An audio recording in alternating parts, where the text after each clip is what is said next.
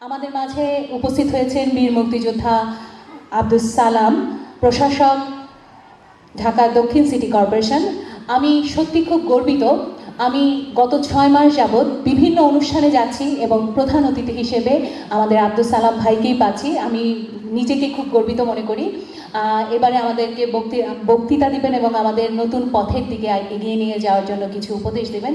আজকে নৃত্যাঙ্গন কর্তৃক আয়োজিত নৃত্যে যারা পারদর্শী চ্যাম্পিয়ন তাদেরকে আজকে এখানে পুরস্কৃত করা হয়েছে আন্তর্জাতিক নৃত্য দিবস উপলক্ষে। আজকের এই অনুষ্ঠানের শ্রদ্ধেয় সভাপতি মোহাম্মদ মনিরুল আলম, উপস্থিত আছেন প্রেস ক্লাবের, জাতীয় প্রেস ক্লাবের সাবেক সভাপতি, দৈনিক যুগান্তরের সাবেক সম্পাদক, বিশিষ্ট সাংবাদিক জনাব সাইফুল আলম, উপস্থিত আছেন দেশ বরেণ্য নৃত্যশিল্পী, নৃত্য পরিচালক ফারহানা চৌধুরী বেবি, দেশ বরেণ্য নৃত্যশিল্পী, নৃত্য পরিচালক সোহেল রহমান, সভাপতি ভোরের পাখি নৃত্যকলা কেন্দ্র নাসের ইকবাল জাদু, এবং আজকের এই অনুষ্ঠানের যিনি আমার মনে হচ্ছে যিনি মূল কারিগর, যার তত্ত্বাবধানে, যার নেতৃত্বে আজকের এই অনুষ্ঠান হচ্ছে, সেই আতিকুর রহমান উজ্জ্বল সহ আজকে অংশগ্রহণকারী নৃত্যশিল্পী, পুরস্কারপ্রাপ্ত নৃত্যশিল্পী এবং অভিভাবক ভাই ও বোনেরা, আসসালামু আলাইকুম।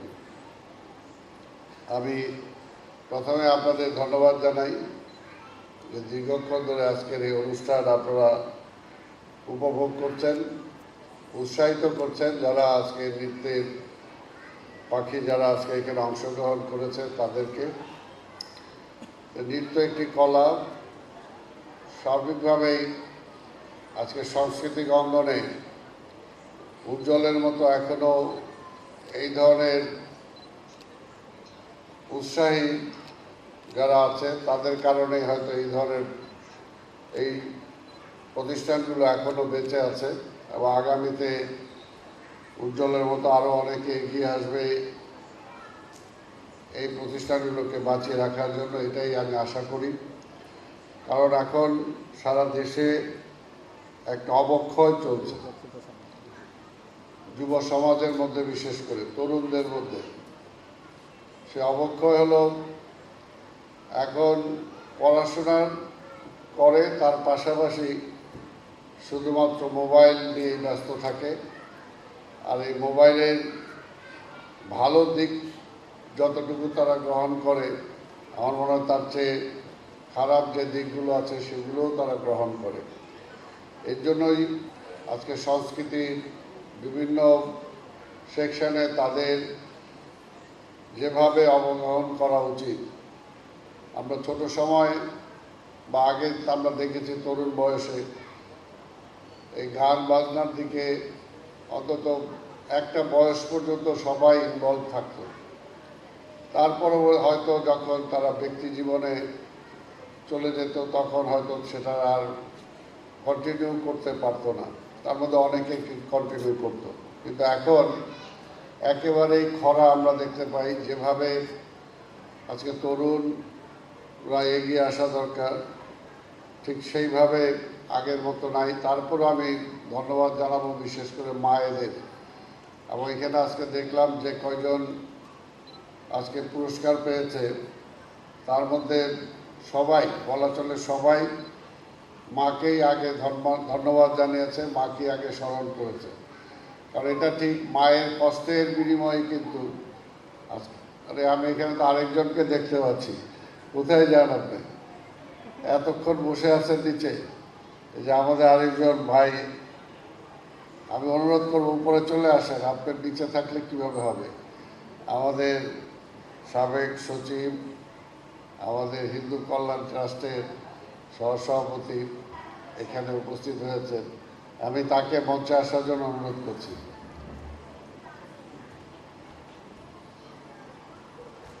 দাদা আসেন। আজকে এটা এর জন্যই বলছি যে আজকে আমাদের শুধুমাত্র নিজেকে সুস্থ রাখার জন্য না, আজকে সামাজিক মাধ্যমগুলোকে সুস্থ রাখা, সমাজটাকে সুস্থ রাখার জন্য আজকে নৃত্যকলাটা অনেক জরুরি, অনেক জরুরি। নিজেকে সুস্থ রাখা যাবেই, তবে এটা ঠিক যে নৃত্যকলার সাথে যারা জড়িত হয়, আমি অন্তত বলতে পারি যে তাদের মধ্যে কেউ নেশাগ্রস্ত হয়েছে অন্তত আমি জানি না। কারণ নেশাগ্রস্ত হলে অন্তত আর এই নৃত্যকলার সাথে জড়িত থাকার কোনো সুযোগ আছে বলে আমার মনে হয় না। তাই সেদিক দিয়ে নিজেকে পরিচ্ছন্ন রাখা, নিজেকে একজন ভালো মানুষ হিসাবে সমাজে প্রতিষ্ঠিত করা, আর যেখানে একটা ভালো মানুষ থাকে তার আশেপাশে পরিবেশটা স্বাভাবিকভাবে একটু ভালো থাকে, তাই তাকে কেন্দ্র করে সে এলাকার পরিবেশটাও ভালো হয়, সেই সংস্থার পরিবেশটাও ভালো হয়। তা আমি একজন রাজনৈতিক মানুষ, আসলে সংস্কৃতি বা এইসব নৃত্যকলার উপরে আর আমার অভিজ্ঞতা ততটুকু নাই, কাজে এই সাবজেক্টের উপরে দীর্ঘক্ষণ বক্তব্য দেওয়ার সুযোগও আমার নাই। তবু যতটুকু জানি যে অন্তত দেশকে যারা ভালোবাসে, মানুষকে যারা ভালোবাসে, তারা দেশীয় সংস্কৃতির বিকাশ করতে চায়, তারা অবশ্যই বাংলাদেশের সংস্কৃতির সাথে নিজেদেরকে জড়িত রাখবে এবং এই পর্যায়টাকে এগিয়ে নিয়ে যাওয়ার জন্য তারা সবসময় চেষ্টা করবে, এটাই আমি আশা করি।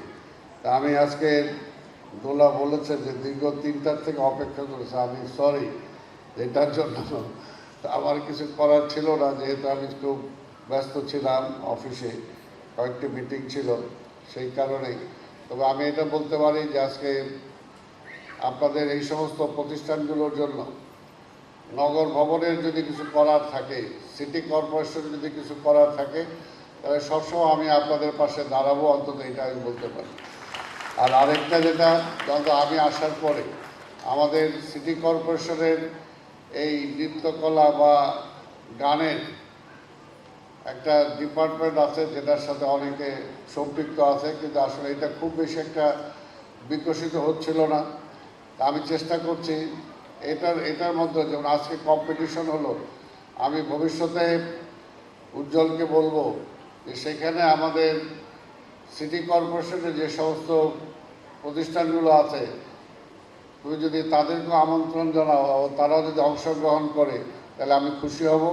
এবং ভবিষ্যতে আমি চাই যে বেবিকে যেটা বলেছি যে আমাদের সিটি কর্পোরেশনের আমাদের গান এবং সঙ্গীতে যারা বিভিন্ন একাডেমিগুলো আছে, সবগুলোকে নিয়ে ঢাকা শহরব্যাপী আমরা একটা কম্পিটিশন করতে চাই, এবং সেটা অ্যাবসলিউটলি সিটি কর্পোরেশন নিজের অর্থেই করবে। সেটা শুধু আমি চাই যে তোমরা সেটাকে অর্গানাইজ করো, তাতে হবে কি, আমি মনে করি যে নতুন প্রজন্মের মধ্যে, স্কুল কলেজের ইউনিভার্সিটির ছেলে মেয়েদের মধ্যে একটা আশার সঞ্চার করবে এবং আমরা উৎসাহিত হব, গার্জেনরা উৎসাহিত হবে।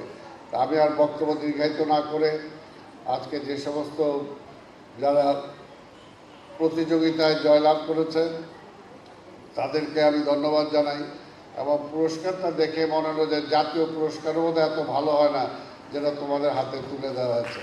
সেটার জন্য উজ্জ্বলকে ধন্যবাদ জানাই, যেটা তার একটা মন দরকার। সে বললো এই পুরস্কারের যে এইটা কি বলে এটাকে,